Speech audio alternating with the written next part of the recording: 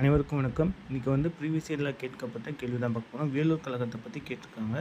வேலூர் கழகம் எதுக்காக நடக்கப்பட்டதுன்னு பார்த்தோம்னா, தென்னிந்திய புரட்சியாளர்களோட சந்திப்பாக வேலூர் கோட்டை வந்து இருந்திருக்கும். அது மட்டும் இல்லாமல் திப்பு சுல்தானுடைய ஃபேமிலி வந்து அந்த வேலூர் கோட்டையிலே இருந்திருக்கும். எல்லோரும் புரட்சியாளர்கள் ஒன்றா இருந்ததுனாலையும், அது மட்டும் இல்லாமல் அங்கே இருந்த இராணுவ சீர்திருத்தங்கள் உடையில் வந்து சீர்திருத்தங்கள் கொண்டு வந்திருப்பாங்க. அது வந்து செட் ஆகாமல் போனனாலையும் இந்த கழகம் வந்து வெடிச்சிருக்கும். இப்போ வாங்க அதில் யார் யார் கலந்துக்கிட்டாங்கன்னு பார்ப்போம். இந்த கொஷினில் பார்க்கறதுக்கு முன்னாடி இந்த கொஷினில் ஒரு விஷயம் சொல்லணும். கர்னல் அக்னியோ அப்படின்னு சொல்லி ஒருத்தர் இருப்பார். அவர் வந்து ஒரு தலைப்பாகையை வந்து இன்ட்ரடியூஸ் பண்ணியிருப்பார். அந்த தலைப்பாகையில் வந்து கிறிஸ்துவ மதத்தை மட்டும் பேஸ் பண்ணுற மாதிரி இருக்கும். ஏன்னா ஐரோப்பியர்கள் மோஸ்ட்டாக கிறிஸ்டின்னால் அந்த மதத்தை வந்து இன்ஃப்ளூயன்ஸ் பண்ணுற அளவாக பண்ணியிருப்பார். அதுதான் இந்த கழகத்துக்கும் ஒரு மெயின் மோட்டிவாக வந்திருக்கும்.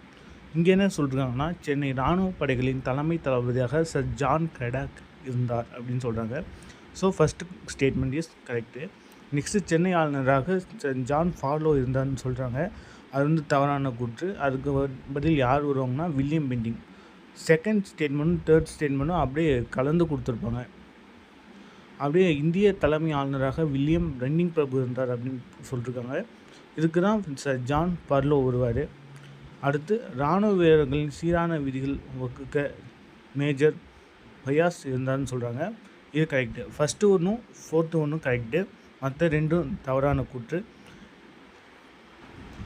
வேலூர் கழகம் எப்போ நடந்திருக்குன்னு பார்த்தோம்னா 1806 ஜூலை 10 அன்று தான் நடக்கும்.